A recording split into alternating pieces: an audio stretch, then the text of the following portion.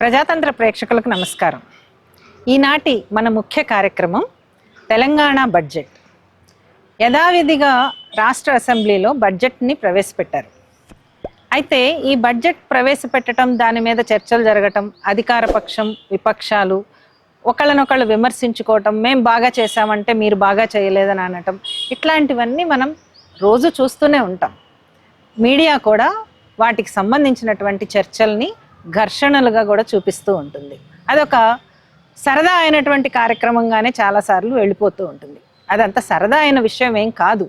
నిజానికి బడ్జెట్ అనంటే రాష్ట్రంలో ఉండేటటువంటి ప్రజలందరికీ సంబంధించినటువంటి అంశం. అనేక వర్గాలు దాంట్లో ఉంటాయి.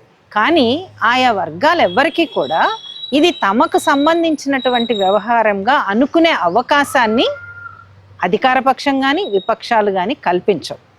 ఎందుకు ఇలా జరుగుతుంది అంటే, బడ్జెట్ అంటే అదేదో చాలా పెద్ద వ్యవహారము, మనకు సంబంధించింది కాదు, మనకు అర్థం కాదు, మనకి లెక్కలు రావు అనుకునేటటువంటి ఒక దాంట్లోకి ఎందుకు నెట్టేస్తారు? దీని వెనక చాలా అంశాలు పనిచేస్తూ ఉంటాయి, రాజకీయాలు పనిచేస్తూ ఉంటాయి. కానీ ఒక 2-3 అంశాల్లో ప్రయత్నం చేద్దాం. ఏమంటున్నారు ఆయా రంగాల్లో పనిచేస్తున్నటువంటి వాళ్ళు, ఏమంటున్నారు? ముఖ్యంగా మహిళా సంక్షేమం. రండి విందాం ఏం మాట్లాడుతున్నారు. తెలంగాణ రాష్ట్ర బడ్జెట్ గురించి మాట్లాడటానికి ఇప్పుడు మనతో ఉన్నారు POW సంధ్య. మహిళా శిశు సంక్షేమ శాఖ కేటాయింపులంతా ఎందుకని చెప్పి అంత తక్కువ ఉన్నాయి, ఏ రకంగా చూడాల్సి ఉంటుంది బడ్జెట్ని, బడ్జెట్ తయారు చేయటంలో ఎలాంటి పద్ధతుల్ని అవలంబిస్తారు అనే దాని గురించి తెలుసుకుందాం. హలో సంధ్య. హలో. ఇప్పుడు ప్రకటించినటువంటి బడ్జెట్లో మహిళా శిశు సంక్షేమ శాఖకి 1% కంటే కూడా తక్కువ ప్రకటించినట్టుగా అనిపిస్తుంది. ఎందుకని అంత తక్కువ ప్రకటించాల్సి వచ్చింది? అంటే మనం అసలు ఈ బడ్జెట్ కేటాయింపులు దశాబ్దాలుగా చూసినా కూడా 1% దాటట్లేదు. ఈ సంవత్సరం కూడా షరా మామూలే, యథావిధి షరా మామూలే అన్నట్లుగా 3,04,000 కోట్ల చిలుకు మొత్తం బడ్జెట్ ఉంటే మహిళలకి కేవలం 2,862 కోట్లు మాత్రమే కేటాయించారు. అంటే కనీసం 1% కూడా మహిళా శిశు సంక్షేమానికి కేటాయించలేకపోయారు. మరి ఎందుకు? ఇవాళకి మెటర్నల్ మోర్టాలిటీ రేటు నివారించాల్సిన పని ఉంది, పౌష్టికాహారం ఇవ్వాలి. ఇందులో శిశు సంక్షేమం కూడా ఉంది. పౌష్టికాహారము శిశు సంక్షేమంలోకే వస్తాయి. దివ్యాంగులు అందరూ వస్తారు. అంటే ఇప్పుడు మహిళా శిశు సంక్షేమానికి కేవలం 2,682 మాత్రమే వాళ్ళు కేటాయించారు. అంటే మొత్తం పిల్లలు, యాంటీనెటల్, పోస్ట్ నెటల్, బాలింతల చొల్లింతల డెవలప్మెంటు, స్త్రీల అభివృద్ధి, స్త్రీలకు సంబంధించిన అన్నీ కూడా అందులోనే ఉన్నాయి. ప్రత్యేక కార్యక్రమాలు అంటే ICDS కానీ, 0 to 6 ఏజ్ గ్రూప్ చిల్డ్రన్ కానీ, ఇవన్నీ కూడా మాతా శిశు సంక్షేమంలో ఉన్నాయి. అట్లాగే మహిళలపై జరుగుతున్న హింసలు, దాడులు, వీటికి సంబంధించిన క్యాంపెయిన్స్, వీటికి సంబంధించిన నిరోధక చర్యలు, ఒక నిర్దిష్ట కార్యాచరణ ప్రణాళికలు రూపొందించాలని మనం అడుగుతున్నాం. సఖీ సెంటర్లు అన్నిటికీ కూడా ఈ 2,862 కోట్లు మాత్రమే. అంటే 1% కూడా లేకుండా, అంటే తూతూ మంత్రంగా మహిళలకి మీరు చూడండి, దాంట్లో కొన్ని 1,000 కోట్లు కొన్ని శాఖలకు ఇచ్చారు. అంటే వేరే వాటిల్లో వస్తాయి కదా అంట. అది వేరే వాటిలో వస్తాయనే అంశాన్ని కూడా మనం చూస్తే, విద్య రాష్ట్రాలు 30% ఇవ్వాలి, 7% ఇచ్చారు. కనీసం 15% కూడా ఇవ్వని స్థితి కనపడుతుంది. మీరు విద్యకి 7% కేటాయిస్తే మళ్ళీ అందులో మహిళలకి, ఎందుకంటే ఇప్పటికీ వయోజన విద్య లేదు, ఎగిరిపోయింది. అక్షరాస్యత అసలు మళ్ళీ గతంలో ఉన్న అక్షరాస్యత కార్యక్రమం కూడా, మహిళల అక్షరాస్యత ఇంకా వేరు. భారతదేశంలో మహిళా అక్షరాస్యత ఫిమేల్ లిటరసీ మిషనే 2011లో ప్రారంభమైంది. ఇన్నేళ్ల స్వతంత్రం తర్వాత 11లో ప్రతిభా పాటిల్ ఆర్భాటంగా ప్రారంభించింది. అది రాష్ట్రాలకు వచ్చింది 2015. అంటే ఇప్పటికి 10 ఏళ్ళు అయింది. ఈ 10 ఏళ్లలో ఈ సంవత్సరం అసలు ఫిమేల్ లిటరసీ మిషన్ కి ఏమన్నా ఉందా? అది లేదు అక్కడ, అది ఎగిరిపోయింది. మధ్యలో 3 ఏళ్ళు చేశారు, దాన్ని ఎగిరిగొట్టేశారు. కాబట్టి నీకు మహిళా అక్షరాస్యత 10 ఏళ్ల క్రితం ఎంత ఉందో అంతే. ఇక ఇప్పుడు మళ్ళీ పెరిగింది అనడానికి మనకు ఆధారాలు లేవు. ఎందుకంటే అసలు ఫిమేల్ లిటరసీ మిషన్ ఎగిరిపోయింది, మహిళా అక్షరాస్యత కార్యక్రమం ఎగిరిపోయింది. అట్లాగే ఒక్కొక్కటి చూసుకుంటే ఇప్పుడు వైద్యం ఉంది, మహిళా ఆరోగ్యం ఉంది. అంటే మొత్తం ఆరోగ్యంలో మహిళా శిశు ఆరోగ్యాలకి ఎక్కువ కేటాయించాలి. ఎందుకంటే బాలింతలు చూలింతలు అందులో ఉంటారు. పౌష్టిక జెండర్ బడ్జెట్ జరుగుతూ ఉంటుందా? అసలు జెండర్ బడ్జెటింగ్ చేయట్లే. 2 దశాబ్దాలుగా ఒకప్పుడు మహిళా ఉద్యమాలు అడగలేదు, కానీ 2 దశాబ్దాలుగా నిర్దిష్టంగా జెండర్ బడ్జెటింగ్ చేయండి అంటే ఆయా ఉపాధి, ముఖ్యంగా జెండర్ బడ్జెటింగ్ ఎక్కడ, ఎడ్యుకేషను, హెల్త్, తర్వాత ఎంప్లాయ్మెంట్, లైవ్లీహుడ్స్, అగ్రికల్చరు, ఇవి కీలకం. ఇంకా tribal, social welfare and village cottage అంటే గ్రామీణ ఉపాధి, గ్రామీణ ఉపాధి, లైవ్లీహుడ్స్, ఇవి అంటే సగభాగంగా ఉన్న స్త్రీలు వీళ్ళు కుటుంబాలు నడుపుతున్నారు. స్త్రీ ఆధారిత కుటుంబాలు 36% అని మన రాష్ట్రం కూడా ప్రకటించింది. మరి 36% స్త్రీ ఆధారిత కుటుంబాలు ఎందుకు ఉన్నాయి అంటే మగవాళ్ళు తాగి చచ్చిపోయిన కుటుంబాలు, అంటే వాళ్ళు వితంతువులుగా ఉన్నారు, భర్తలు వదిలేసిన ఆడవాళ్ళు ఉన్నారు. ఈ పెన్షన్స్ అన్ని కూడా స్త్రీ సంక్షేమ శాఖ నుంచి వెళ్తాయా? వేరే దాంట్లో లేదు, ఒక వృద్ధుల పెన్షన్ మినహాయించారు కానీ వితంతు పెన్షన్లు ఇందులోనే పెట్టారు. కాబట్టి ఈ 2862 కోట్లు ఏదైతే ఉన్నాయో ఇది స్త్రీల సమగ్ర అభివృద్ధికి ఏమాత్రం సరిపోవు. అట్లాగే స్త్రీలకు సంబంధించిన అభివృద్ధిని ఎట్లా చూడాలి అనడానికి మహిళా ఉద్యమాలు ఎప్పటి నుంచో మాట్లాడుతున్నాయి. జెండర్ బడ్జెటింగ్ చేయాలి. ఆ జెండర్ బడ్జెటింగ్లో కూడా కొన్ని ఇప్పుడు నేను చెప్పినటువంటి కీలక రంగాల్ని దృష్టిలో పెట్టుకుని కనుక అసలు ఆ వైపుగా కసరత్తే లేదు. మేము స్పష్టంగా చెప్పగలం మనం. ఎందుకంటే వీళ్ళ ఎన్ని మాట్లాడినా అవి లెక్కల గారడీలే అవుతున్నాయి అసెంబ్లీలో ప్రకటించి. ఇప్పుడు అసలు ప్రతిసారి ఏమవుతుంది అని అంటే బడ్జెట్ అనగానే చాలా పెద్ద పెద్ద అంకెలు కోట్లలో ఉంటాయి, లక్షల కోట్లు వాటిల్లో. కానీ అసలు సామాన్యమైనటువంటి జనాలకి ఇది అర్థమయ్యే ప్రాసెస్ ఉంటుందా ఎక్కడన్నా? అదే ఇప్పుడు 3,04,000 పైచీలకు కోట్లని రాష్ట్ర బడ్జెట్ కింద 4,965 కోట్లు, అంటే సుమారు 3,05,000 కోట్లు. ఈ కేటాయింపులో మహిళలకు వచ్చే వరకు 1% లేదని ఇప్పుడే మాట్లాడుకున్నాం. అట్లా ఒక్కొక్క రంగంగా కూడా చూసినా దానికి వాళ్ళు చేసిన ఎక్సైజ్ ఏంటి అంటే ఆయా శాఖల్లో యువజనులు, మహిళలు, విద్య, తర్వాత ఎంప్లాయ్మెంట్, కొన్ని ముఖ్యమైనవి. వాటి మీద వీళ్ళు చేసిన కసరత్తులు ఏంటి అని కనుక మనం నిర్దిష్టంగా పరిశీలిస్తే అసలు వాళ్ళకి అదే ఉండదు. ఆ డిపార్ట్మెంట్లు బిల్స్ పెడతాయి మార్చి రాగానే, ప్లాన్ బడ్జెట్ ఎంత, నాన్ ప్లాన్ బడ్జెట్ ఎంత, అంటే అప్పటికి ఉన్న స్కీమ్స్ ఉంటాయి కదా ఆయా ప్లాన్ బడ్జెట్ అంటే ఏంటి, నాన్ ప్లాన్ అంటే ఇప్పుడు ప్లాన్ అనేది ఎగ్జిస్ట్ అవుతున్నటువంటి ఎక్స్పెండిచర్ ఏదైతే ఉందో దాంట్లో ఇప్పుడు కొన్ని స్కీమ్స్ ఉంటాయి. సపోజ్ మన దగ్గర ఆర్టీసీ బస్సుల్లో ఉచిత ప్రయాణం ఉంది, 6 గ్యారెంటీలు ఉన్నాయి, దాంట్లో రుణమాఫీ ఉంది. రుణమాఫీకి అంచనా అయ్యేది వాళ్ళు ప్లాన్లో తెస్తారు.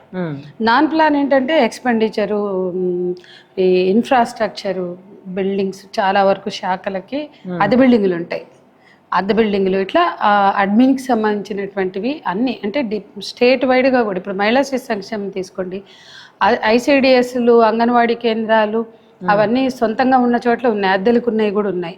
అట్లాగే వాటికి సంబంధించినవి రెగ్యులర్గా ఉండేవి ఉంటాయి, అవన్నీ కూడా నాన్ ప్లాన్ లో వచ్చేస్తాయి, రొటీన్ అనమాట. సో ఆయా శాఖల్లో నాన్ ప్లాన్ బడ్జెట్ అనేది ఉంటుంది, అది కొత్తగా మారేది ఉండదు. దాన్ని బిల్స్ పెట్టేసి తీసేసుకుంటారు. ప్లాన్ ఏమో ప్రాజెక్ట్ అప్రూవల్స్ చేసి, అంటే శాంక్షన్స్ ఫైనాన్స్కి వెళ్తుంది. ప్లాన్ అన్నీ ఫైనాన్స్కి వెళ్ళాలి ఏదైనా. ఇప్పుడు ఈ సంవత్సరం ఈ పథకం ప్లాన్ చేశారనుకోండి, ఆ పథకానికి అయ్యే ఖర్చుని లెక్కేసి అది ఫైనాన్స్ కి పంపిస్తారు, ఫైనాన్స్ డిపార్ట్మెంట్ సెక్రటేరియట్ లో ఉన్న. సో అక్కడ రకంగా చూసినా గానీ ఎలా చూసినా కొత్త ప్రపోజల్స్ ఏమి, అంటే ప్లాన్ నాన్ ప్లాన్ మీరు చేసినప్పుడు శాఖల వారీగా మనం ఓవరాల్గా చేయలేకపోవచ్చు, కానీ శాఖల వారీగా కూడా ఎట్లా చేస్తున్నారు అని కనుక చూస్తే మనం అక్కడే జెండర్ బడ్జెటింగ్ అడిగాం. మరి మనం జెండర్ బడ్జెటింగ్ అడిగితే ఈ రోజు వరకు ఏ శాఖలో కూడా జెండర్ బడ్జెటింగ్ చేసినా కసరత్తులు మనకు కనిపించట్లా. వాళ్ళు రొటీన్గా అదే చేసుకుంటున్నారు. ప్రభుత్వం ఏమైనా పథకాలు పెడితే ఆ పథకాలకు బడ్జెట్లు, లేకపోతే నాన్ ప్లాన్ రెగ్యులర్గా వాళ్ళకి వచ్చే అడ్మిన్కి సంబంధించినవి already central government schemes, state schemes ఉంటాయి. వాటికి రొటీన్లో అయ్యేవి అడ్మిన్, వాళ్ళ ఇన్ఫ్రాస్ట్రక్చరు, అడ్మిన్ రెంట్స్, అడ్మినిస్ట్రేషన్ ఖర్చులు ఇంతే ఉంటుంది. కానీ ఎక్కడ మీరు ఇచ్చినటువంటి పథకాలకు అనుగుణంగా జెండర్ బడ్జెటింగ్ చేసినటువంటి దాఖలాలు మనం అయితే చూడలేదు. చూపిస్తే తెలుసుకోవడానికి మనం సిద్ధంగా ఉన్నాం. ఇప్పుడు ఈ 6 గ్యారంటీల పథకం అని కాంగ్రెస్ ప్రభుత్వం ప్రకటించింది ప్రణాళికలో, అదే దాని మీద వచ్చారు వాళ్ళు. అయితే చాలా పెద్ద ఎత్తున మేము మహిళలకి చాలా చేస్తున్నాము అనేటటువంటి ఒక ప్రచారం ఉంది, చెప్పుకోవటం ఉంది. కానీ నిజంగా వాస్తవంలో అది జరుగుతుందా? 6 గ్యారంటీల్లో అమలుకు అంటే అన్ని మహిళల కోటాలోనే కదా, గ్యాస్ ఇచ్చిన మహిళల కోటానే, లేకపోతే ఇళ్ళు ఇచ్చిన మహిళల కోటానే. అదే దానికి కూడా బడ్జెట్ కేటాయింపు లేదు నిజం చెప్పాలంటే. అట్లా కూడా చేయలేదు. పోనీ 6 గ్యారంటీల్లో అమల్లో భాగంగా మహిళలకి ఇంత కేటాయిస్తున్నామని ఎక్సైజ్ చేశారా? చేస్తే 2,862 కోట్లు ఎట్లా కేటాయిస్తారు? సరిపో. ఇవి రొటీన్, ఇది ఎప్పుడు వచ్చేదే. ఇప్పుడు ఆ డిపార్ట్మెంట్ ఉమెన్ అండ్ చైల్డ్ వెల్ఫేర్లో గతంలోంచి పెట్టుకున్న హెడ్స్ ఏవైతే ఉన్నాయో, డిఫరెంట్ హెడ్స్, వాటి కింద అయ్యే డబ్బే కదా. దానికి అదనంగా మీ 6 గ్యారంటీల్లో మహిళలకి కేటాయించిన అమౌంట్స్ ఇందులో ఉన్నట్టు మనకు కనిపించట్లా. పోనీ ఎక్కడైనా ఉన్నాయో చూపించండి. ఇప్పుడు 6 గ్యారంటీల్లో మనకు అమలుకి కనిపిస్తుంది ఉచిత బస్సు ప్రయాణం. ఇక దాన్నే పెద్దగా చేసి చూపిస్తున్నారు. ఓకే, మహిళలకి మొబిలిటీ, ట్రాన్స్పోర్ట్ పెరిగింది, దాన్ని వ్యతిరేకించాల్సిన అవసరం లేదు, కానీ దానితోటే జీవితం ధన్యమా? ఇక అంటే నేనేమంటున్నా అంటే మహిళల ఆత్మగౌరవం సంగతి ఏంటి? రోజు బస్సుల్లో ప్రయాణించి వెళ్ళేసి వస్తే మహిళల ఆత్మగౌరవం నిలబడుతుందా? కాబట్టి మహిళల ఆత్మగౌరవంతో జీవించడానికి, ఆత్మస్థైర్యంతో జీవించడానికి, వాళ్ళ ఆకలి సమస్యను పరిష్కరించడానికి ముఖ్యంగా ఉపాధి భద్రత. సో ఉపాధి భద్రతకి వీళ్ళు మహిళల కోసం ఎంత కేటాయించారు నిర్దిష్టంగా, అది మనకు కావాలి. అది సరే, ఇప్పుడు నిన్న అసెంబ్లీ లెక్కల్లో కనపడ్డా, దాన్ని ప్రత్యేకంగా కూడా పరిశీలిద్దాం. కాబట్టి మహిళల ఉపాధి భద్రతని నువ్వు పట్టించుకోకుండా మహిళలకు సంబంధించిన విద్య, ఆరోగ్యం కోసం ప్రత్యేక పథకాలని రూపొందించకుండా, లేదా ఉన్న పథకాలకైనా ప్రత్యేక కేటాయింపులు చేయకుండా ఆ సెక్టార్స్లో మహిళల సమగ్ర అభివృద్ధి సాధ్యం కాదు. కాబట్టి అట్లా చూసినట్లయితే మనకి ఇప్పటి వరకు కేటాయింపులు పెరగలేదు, మారలేదు, రొటీన్గా రొడ్డకొట్టులాగే అవే పెడుతున్నాయి. ప్రతి సంవత్సరం బడ్జెట్ పెడుతూనే ఉంటారు. ఇది అసలు సామాన్యమైన ప్రజలకి అర్థమవుతుందా ఈ ప్రక్రియ మొత్తం? అసలు ఏ బస్తీల్లో మహిళలు, ఏ తండాల గూడెల మహిళలకి బడ్జెట్ అనేది ఒకటి పెడతారు, అందులో మనకి దక్కడం కోసం కేటాయింపులు ఉన్నాయి, మన గురించి ఆలోచిస్తారు అనేది ఎవరికైనా తెలుసా? మనం అడిగితే ఎవరు కూడా తెల్లమొహం. అసలు చదువుకున్న వాళ్ళకే తెలియదు, ఎంప్లాయీస్కి తెలియదు, ఎడ్యుకేటెడ్ ఉమెన్కే తెలియదు, ఇక సామాన్య మహిళలకి తెలిసే అవకాశం లేదు. నిన్న అసెంబ్లీ గోల చూస్తే అసలు చాలా ఇళ్లలో ఐపీఎల్ చూస్తారు, కానీ అసెంబ్లీ లెక్కలు ఎవరు పట్టించుకోవాలి. అంటే అంత అర్థం కాని వ్యవహారంగా మారింది. ఇవాళ ఐపీఎల్ అనే ఎగబడి చూస్తారు. అందుకని అసెంబ్లీలో మీరు రాజకీయ పార్టీల గోలగా ఉంది తప్ప, అదొక రొటీన్ రొడ్డకొట్టుడుగా ఉంది తప్ప, నిజంగా ఈ రాష్ట్ర ప్రజలకు సంబంధించిన అంశంగా అందులో సగభాగమైన మహిళలు, ఇప్పుడు అందులో డిజేబుల్డ్ ఉన్నారు, ట్రాన్స్ పీపుల్ ఉన్నారు, వీళ్ళందరూ మనుషులే కదా. వీళ్ళందరూ తమ అస్తిత్వం కోసం తమకి ఉన్న ప్రత్యేక సమస్యలు ఉన్నాయి, వాటిని పరిష్కరించాలని ఉద్యమాలు చేస్తున్నారు, కోరుతున్నారు, ప్రభుత్వాలు ముందుకు వస్తున్నారు, మీరు అందరికీ హామీలు ఇస్తున్నారు. మీ హామీలని అమలు చేయడానికి ఉన్న బడ్జెట్ కేటాయింపులు ఏంటి? నిన్న బడ్జెట్ ప్రసంగంలో ఎక్కడ వినపడలేదు. అది బడ్జెట్ ప్రసంగంలో రిఫ్లెక్ట్ అయితే కదా వీళ్ళు మన గురించి ఆలోచించారు, మన గురించి మాట్లాడారు అని మహిళలకైనా, ట్రాన్స్కైనా, డిజేబుల్డ్కైనా అర్థమవుతుంది. కాబట్టి ఏ రకంగా కూడా ఈ వర్గాలని కన్సిడర్ చేశారు. ఇంక్లూజివ్ అంటే ఏదన్నా చూడండి, ఇంక్లూజివ్ అనే కాన్సెప్ట్ లేదు. వాళ్ళు కూడా భాగస్వామ్యం. ఇప్పుడు ఈ రాష్ట్ర ప్రజలకి 3,05,000 సుమారు 5,000 కోట్ల బడ్జెట్ని మీరు కేటాయించారు. అది ఈ రాష్ట్ర ప్రజలకు సంబంధించింది. ఈ రాష్ట్ర ప్రజలు దాంట్లో బెనిఫిషరీస్గా ఉండాలి, ఆ బడ్జెట్ నుంచి వాళ్ళకి లబ్ధిదారులుగా ఉండాలి. అట్లా మేము మా కోసం, మా ప్రయోజనం కోసం, మేము లబ్ధిదారులుగా మారడం కోసం ఈ బడ్జెట్ పెడుతున్నారు అన్న ఆలోచన ఎవరికి కల్పించలేనప్పుడు ఇది ఎవరికి సంబంధించిన వ్యవహారమో అర్థమవుతుంది.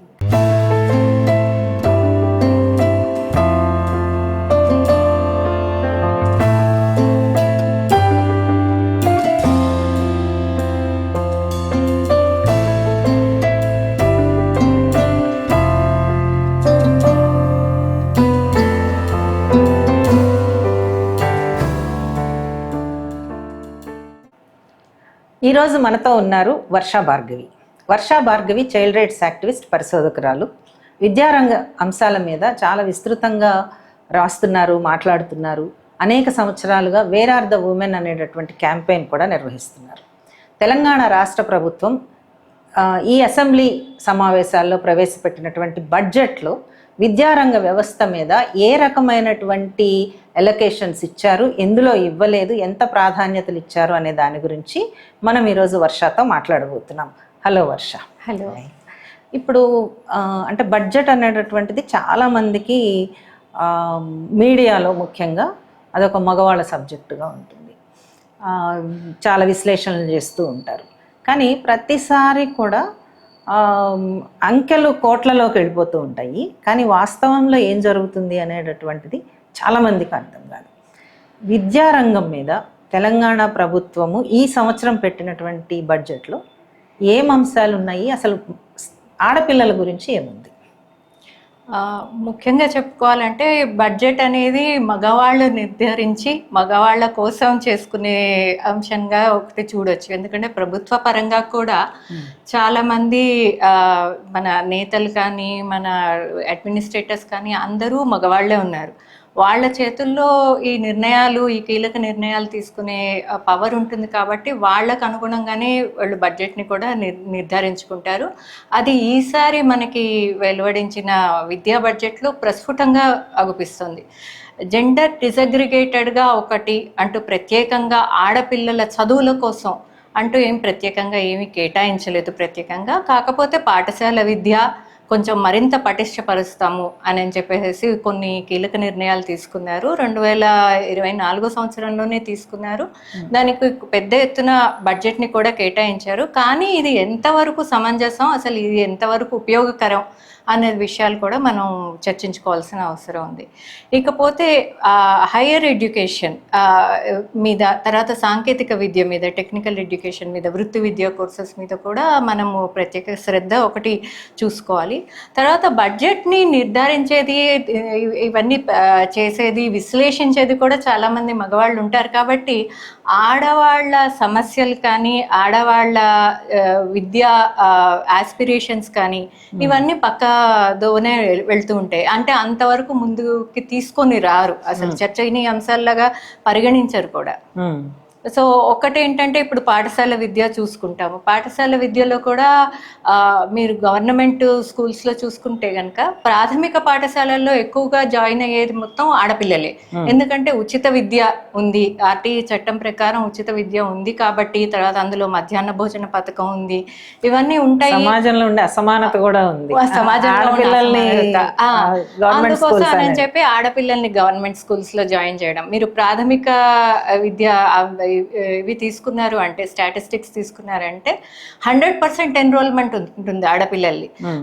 తర్వాత మిడిల్ స్కూల్ అంటే అప్పర్ ప్రైమరీ, సెకండరీ స్కూల్స్కి వచ్చారని అంటే అంచెలంచెలుగా తగ్గుతూ ఉంటుంది. ఇందులో ఏంటంటే విద్యాలయాల్లో మౌలిక సదుపాయాలు కొరవడము, తర్వాత పాఠశాల ఉపాధ్యాయుల సంఖ్య సరైన నిష్పత్తిలో లేకపోవడము, ఇవన్నీ కూడా ఫ్యాక్టర్స్ అవుతాయి అన్నమాట.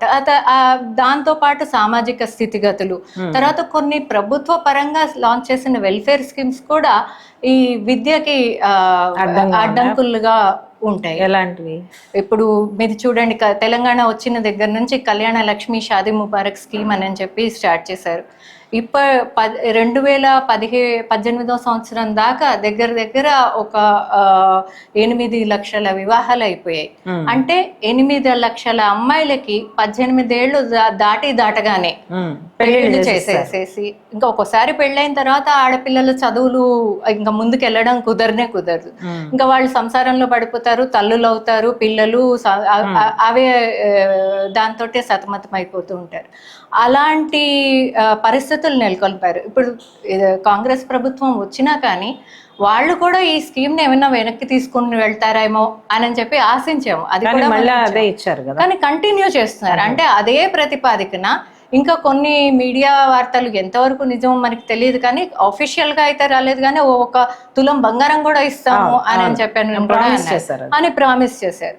అంటే ఎలా అయిపోయింది అని అంటే, పెళ్లి అనేది ఆడపిల్లకి ముఖ్యం, మీకు విద్య అవసరం లేదు, అది అక్కడికి రాని ఇది మీ మీ డొమైన్ కాదు, మీరు ప్రాథమిక విద్య వరకు అమ్మాయిలకు ఎలొకేషన్ లాగా, అంటే అమ్మాయిలు ప్రత్యేకించి అమ్మాయిలని కాదు, బట్ అందరికీ కలిపి ఉంది. తర్వాత ఇంకోటి కేంద్ర ప్రభుత్వం ఇచ్చిన బేటీ బచావ్ బేటీ పడావ్ కూడా మనకి తెలిసిందే. ఇది ఇందులో ఏంటంటే అన్ని మీడియా క్యాంపెయిన్ లాగా అవుతున్నాయి, కానీ స్ట్రాటజిక్గా అమ్మాయిల్ని స్కూల్లో ఉంచి వాళ్ళ చదువులని తర్వాత వాళ్ళ సంరక్షణని దృష్టిలో పెట్టుకొని ఏదన్నా చేద్దాము, దేనికన్నా వినియోగించారా ఈ డబ్బులు అని అంటే క్లియర్గా ఆ క్లారిటీ లేదు.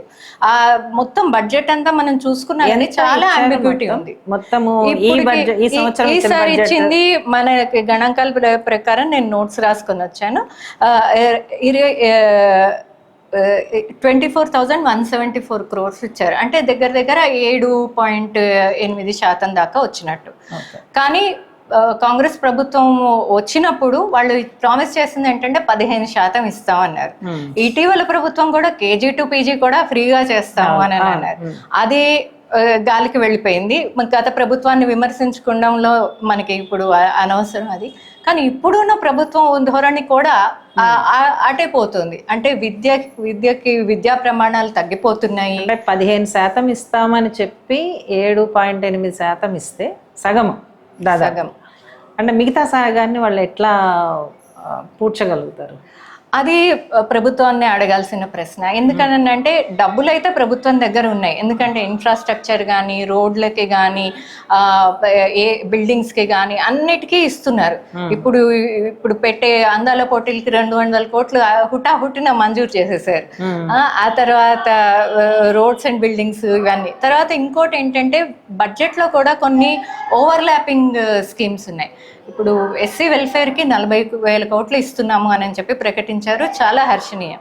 కానీ ఆ ఎస్సీ వెల్ఫేర్ దాంట్లోంచి మళ్ళీ కళ్యాణ లక్ష్మి తీస్తున్నారు. అంటే ఇప్పుడు దగ్గర దగ్గర కళ్యాణ లక్ష్మికి మీకు సగటున 2,000 కోట్లు సంవత్సరానికి ఖర్చు పెడుతున్నప్పుడు అందులో ఎస్సీ వెల్ఫేర్ ఫండ్ నుంచి తీయడం ఏంటి? అంటే ఎస్సీ వెల్ఫేర్ కూడా పెళ్లితోటి ముడిపడింది.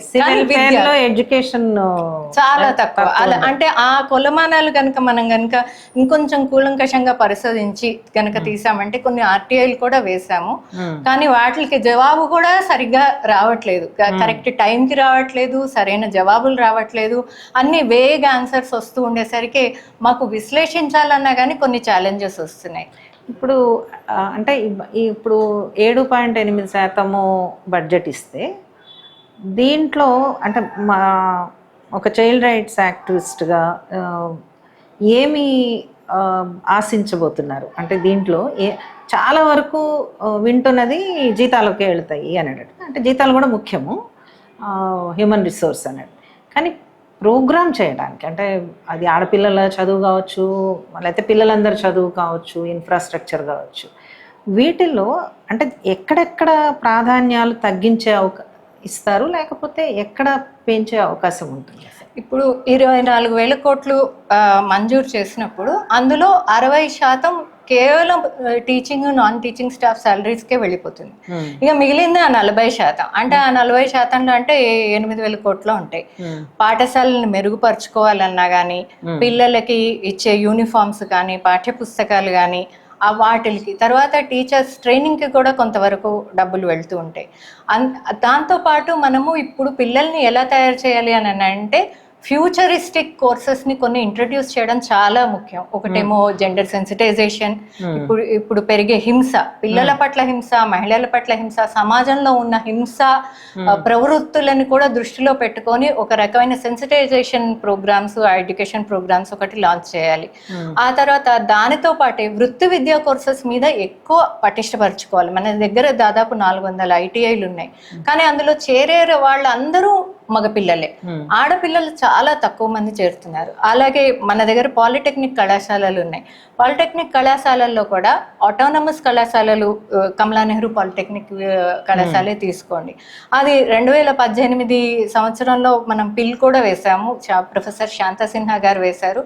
ఈ కళాశాలని ప్రైవేటీకరణ చేయకండి, ఎందుకంటే చాలా మంది పేద బడుగు వర్గాల విద్యార్థినులు ఇక్కడికి వచ్చి హాస్టల్ ఫెసిలిటీ ఉపయోగించుకొని వృత్తి విద్యా కోర్సెస్లో ఉత్తీర్ణులు అవుతున్నారు. చాలా మంచి భవిష్యత్తు ఉంది వాళ్ళది. ఇది చేయకండి. కానీ ఎలా అయిపోయిందంటే సిస్టమేటిక్గా అవి లైసెన్సెస్ రెన్యూ చేయడం మానేశారు. అంటే ఇది ఎగ్జిబిషన్ సొసైటీ చేతిలో ఉంది ఆ పాఠశాల కళాశాల.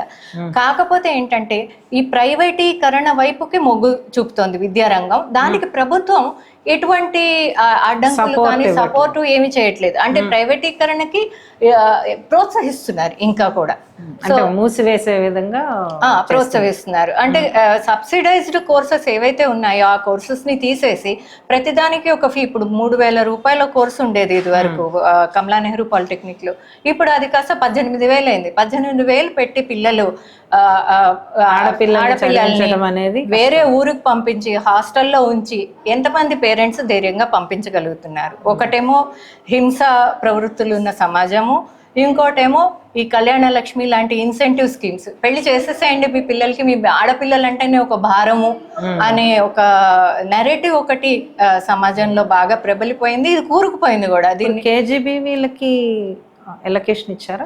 కేజీబీవీలకు కూడా ఎలకేషన్ ఇచ్చారు. కానీ ఇందులో సెంటర్ ఫండ్స్ కూడా వస్తున్నాయి. ఒకటి ఏంటంటే సెంటర్ ఫండ్స్ కూడా మనం ఫుల్గా కొన్ని చోట్ల యూటిలైజ్ చేసుకోవట్లేదు. ఇప్పుడు మన సోషల్ వెల్ఫేర్ హాస్టల్స్ ఉన్నాయి, వాటిల్ని ఎంతో పటిష్టపరచుకోవాల్సిన అవసరం ఉంది. కొన్ని అయితే ఇంకా పర్మనెంట్ బిల్డింగ్స్ లేని చోట అద్దెలు కట్టుకుంటూ ఉన్నారు. వాటికి సరైన ఫెసిలిటీస్ లేవు, నీళ్లు లీక్ అవుతున్నాయి, గోడలు ఉరుస్తున్నాయి, కొన్ని చోట్ల కిటికీలకు అద్దాలు లేవు. మా వికారాబాద్ జిల్లాలోనే చూసుకుంటే పిల్లలు దోమలు, డెంగ్యూ, మలేరియా ఫీవర్స్ తోటే చాలా మంది బాధపడుతూ ఉంటారు. సరైన అలాంటి మౌలిక సదుపాయాలు లేని హాస్టల్స్ ని ముందు వాటిల్ని సెటరైట్ చేసుకోవాలి. ఆ తర్వాత ఉన్న విద్యా ప్రమాణాలని పెంచుకోవాలి, క్వాలిటీ ఎడ్యుకేషన్ వైపు మొగ్గు చూపాలి.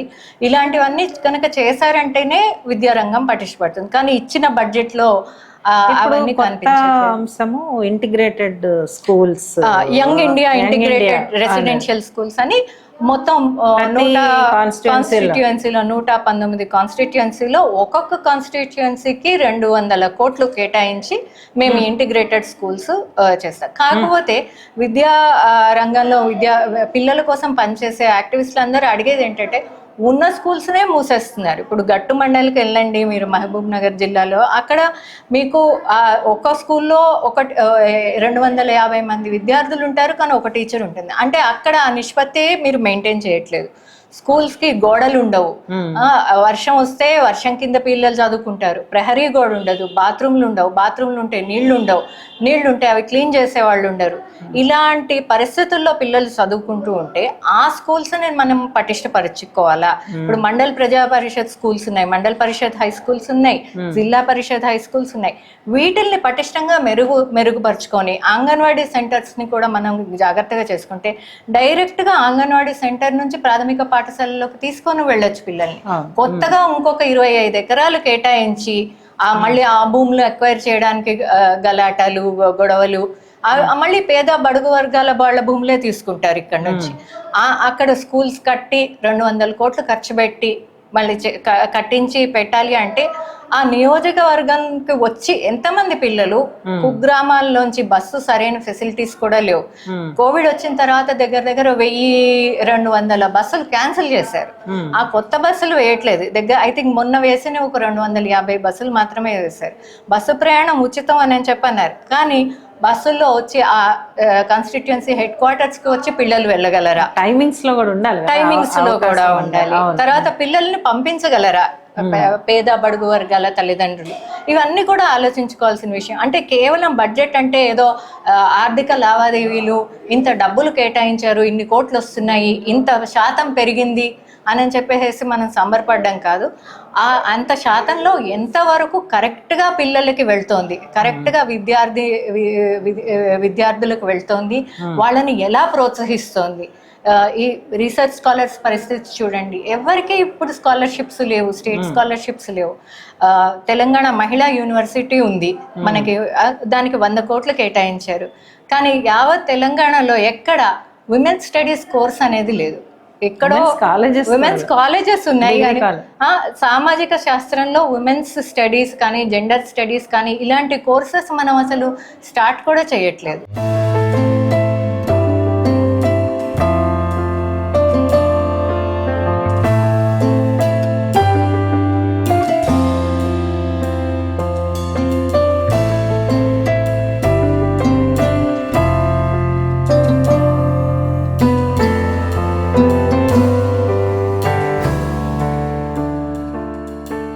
మనతో ఉన్నారు వసుంధర కొప్పుల. తను ఒక డిజేబుల్డ్ రైట్స్ యాక్టివిస్ట్. వికలాంగుల ముఖ్యంగా మహిళల కోసము రావాల్సినటువంటి విద్యా ఉద్యోగ అవకాశాల గురించి, ఆరోగ్యపరమైనటువంటి అంశాల గురించి వాళ్ళకి పనిచేస్తున్నారు వాళ్ళ కోసం అని చెప్పి, తనతో ఇప్పుడు బడ్జెట్లో ఎలాంటి ఎలొకేషన్స్ ఉన్నాయి, మరీ ముఖ్యంగా వికలాంగుల కోసం ఏమున్నాయి, అలానే ఆరోగ్యపరంగా స్త్రీల కోసం ఏమున్నాయి, దీని గురించి మాట్లాడదాం. హలో వసుంధర. Hi ma'am. ఇప్పుడు తెలంగాణ బడ్జెట్ ప్రవేశపెట్టారు అసెంబ్లీలో. దీంట్లో 1% మాత్రమే స్త్రీ శిశు సంక్షేమం కోసం వచ్చింది. అట్లానే ఇప్పుడు వికలాంగుల మహిళల కోసము లేకపోతే వికలాంగుల కోసము ఎంత బడ్జెట్ పెట్టారు, ఎలాంటి అంశాలు తీసుకురావాల్సి ఉంటుంది, అలా ఆరోగ్యపరమైనటువంటి బడ్జెట్ ఎలా బడ్జెట్ సో మనం ముఖ్యంగా ఇక్కడ చూసుకుంటే గడిచిన 4 సంవత్సరాలకు గాను మనకి బెస్ట్ నే ఇచ్చారని చెప్పుకోవాలి. కొంచెం పెరుగుతోంది రాను రాను. ఎవ్రీ ఇయర్ కూడా వచ్చేసి ఒక 200 కోట్లు 300 కోట్లు అట్లా బడ్జెట్ని పెంచుతూ వస్తున్నారు మేడం. మనకి ఈ టోటల్గా తెలంగాణ జనాభా చూసుకుంటే 3.5 కోట్ల మందిలో దాదాపు 1,97,00,000 దాకా మహిళలు ఉన్నారు. అందులో 8,70,000 మంది దాకా దివ్యాంగ మహిళలు ఉన్నారు. ఇందులో మనం చూసుకుంటే కేటాయించిన దాంట్లో ఈ సంవత్సరం వచ్చేసి 12,393 కోట్లు కేటాయించారు ఆరోగ్యం కోసం. దాంట్లో ఓవరాల్ మహిళల ఆరోగ్యం కోసం వచ్చేసి 2,862 కోట్లు కేటాయిస్తే, అందులో మళ్ళీ ఉమెన్కి వచ్చేసి అంటే డిసేబుల్ ఉమెన్కి 478 కోట్లు దాదాపు కేటాయించారు స్పెసిఫిక్ గా. ఇదేంటంటే గడిచిన 4 సంవత్సరాలు డేటా, మళ్ళీ national health reports, financial budgets, వీటన్నిటిని చూసుకొని ఓవరాల్ గా చూసుకుంటే గనక మనకి ఈ బడ్జెట్లు చూసుకోవచ్చు మ్యామ్. అయితే దీంట్లో మనకి వచ్చేసి ప్రధాన పథకాలు మనం చూసుకుంటే కేసీఆర్ కిట్స్ మనకి పాత గవర్నమెంటే, దాంట్లో వచ్చేసి 1,450 కోట్లు మాతృ సంరక్షణ కోసం కేటాయించిండేది. దాన్ని కంటిన్యూ చేస్తున్నారు. అదే కంటిన్యూ పేరు సేమ్ కేసీఆర్ కిట్స్ లేకపోతే ఇందిరమ్మ కిట్స్ ఆ పథకం. అయితే కేసీఆర్ కిట్స్ ప్రకారమే జరుగుతుందని, అయితే ఆరోగ్య మహిళా పథకం అని ఒకటి 800 కోట్లు మ్యామ్. దీంట్లో ఉచిత ఆరోగ్య పరీక్షలు మెయిన్ గా చెప్పుకుంటే ఉమెన్ కి సర్వైకల్ క్యాన్సర్ మీద ఎక్కువ ఉంది ఎఫెక్ట్. సో దానికోసము ఫ్రీగా వీక్లీ చెకప్స్ హాస్పిటల్లో, గవర్నమెంట్ హాస్పిటల్లో చేసుకోవచ్చు. దానికోసం ఇంకా ఇతర ఏదైనా ఆరోగ్య సమస్యలు ఉన్నా కూడా గవర్నమెంట్ హాస్పిటల్లో ఉచిత చికిత్స అదే పరీక్షలు చేసుకోవచ్చు అన్నమాట. తర్వాత ఆరోగ్యశ్రీ పథకం ఎట్లాగో ఉంది, దానికోసం 2,500 కోట్లు మనకి ఉందన్నమాట. ఇది కాకోకుండా గ్రామీణ గర్భిణీల సంరక్షణ కోసం అమ్మఒడి పథకం కింద 650 కోట్లు కేటాయించారు. మొబైల్ హెల్త్ యూనిట్లు దానికోసం గ్రామీణ వైద్య సేవల కోసం 1,877 కోట్లు కేటాయించారు ఈ బడ్జెట్ లో. సో కుటుంబ సంక్షేమ కార్యక్రమాల కోసం 597.47 లక్షల కోట్లు కేటాయించడం జరిగింది. అయితే దీంట్లో మనం చూసుకుంటే 2021 దాంట్లో 85 సిహెచ్ఈలు main clinical health centres, primary health centres వచ్చేసి 630 ఉన్నాయి మ్యామ్. ఇది ఇప్పుడు వచ్చేసి 24కి 270 పెరిగింది. ఇది సిహెచ్లో వచ్చేసి 100 పెరిగినాయి అనమాట. ప్రైమరీ హెల్త్ కేర్ సెంటర్స్ ని కూడా పెంచారు. అండ్ మెయిన్ అర్బన్ లో కూడా హెల్త్ కేర్ సెంటర్స్ అనేటివి కూడా పెరిగింది, బస్ దవాఖానా. అయితే మనకి మెయిన్గా మహిళలు ఎదుర్కొంటున్న సమస్యల గురించి చెప్పుకుంటే anaemia, cervical cancer, breast cancer, మాతృ మరణాలు, శిశు మరణాలు, ఈ 5 కేటగిరీస్ని మెయిన్ ప్రధానమైనవి. అయితే 2021లో అనేమియాతో బాధపడే వాళ్ళు 60% ఉంటే ఇప్పుడు వచ్చేసి 48%, దాదాపు తగ్గింది అనమాట. కారణం 12%. ఏమై ఉంటుంది? అదే ఈ నిధులు అనేటివి ఏదైతే కేటాయించారో పోషకాహారానికి కావచ్చు, తర్వాత వీళ్ళకి వచ్చేసి టాబ్లెట్స్, ఐరన్ పంపిణీ చేసేటివి ఎక్కువ జరిగినాయి అన్నమాట. సో దాని వల్ల దీనికి తగ్గింది. ఆ తర్వాత వచ్చేసి సర్వైకల్ క్యాన్సర్ 8% ఉంటే ఇప్పుడు 6.5% ఉంది. అలాగే బ్రెస్ట్ క్యాన్సర్ 12% అప్పుడు ఉంటే ఇప్పుడు 10.2% ఉంది.